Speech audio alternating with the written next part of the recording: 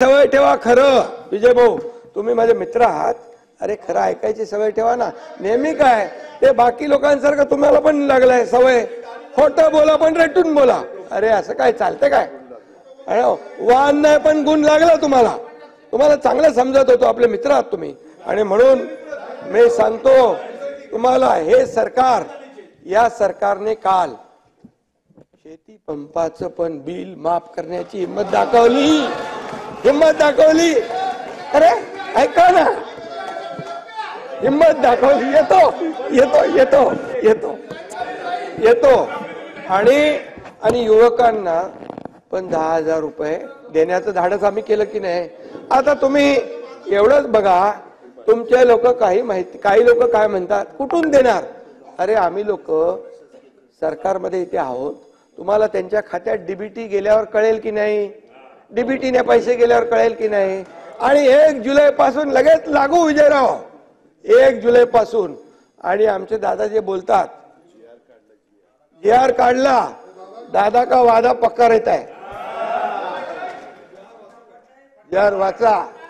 आणि हे बघा GR हे घ्या.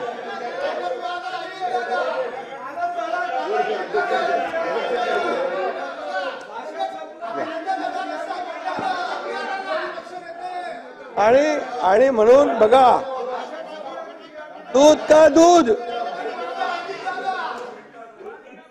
दूध पाणी का पाणी. इथंच आहे.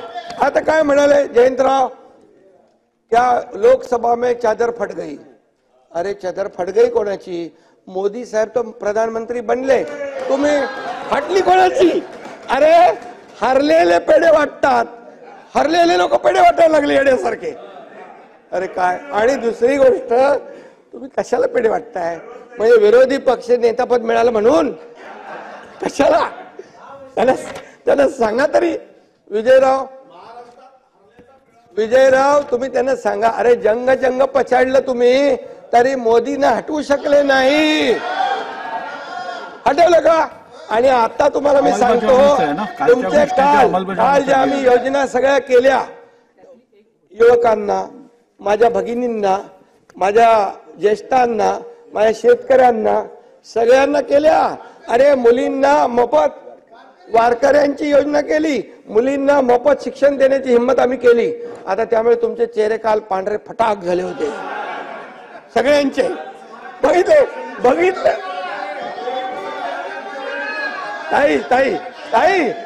ताई यांचे चेहरे ना मी बघत होतो बोलताना मीडियावर.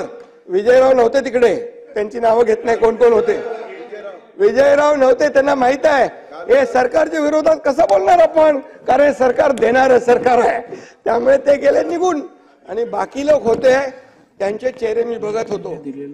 त्यांना वाटलं होतं एवढं या अधिवेशनामध्ये लोकसभेत थोड्या जादा जागा मिळाल्या, खोटं नरेटिव्ह पसरवून, फेक नरेटिव्ह पसरवून संविधान जाणार, मत मिळाल्यानंतर ते एवढे फुगले होते की आता विधानसभा जिंकलीच म्हणून समजा. अरे काल आम्ही जाहीर केल्यानंतर सगळ्यांचं सुतक झालं होतं.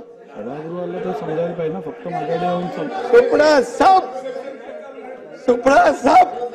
आणि म्हणून मी सांगतो, 2 वर्षामध्ये जे निर्णय आपल्या सरकारने महायुतीच्या घेतलेत, त्याचा एक निर्णय वाचा. तुम्ही वाचा, बघा. आम्ही घेतलेले निर्णय, त्याचं अंमलबजावणी केली आहे. अरे तुम्ही 2.5 वर्षामध्ये 3 सुप्रमा दिल्या होत्या जलसिंचनला. आम्ही 121 सिंचन दिले. 121. अरे विजयराव. VK न्यूज, राष्ट्र के नाम.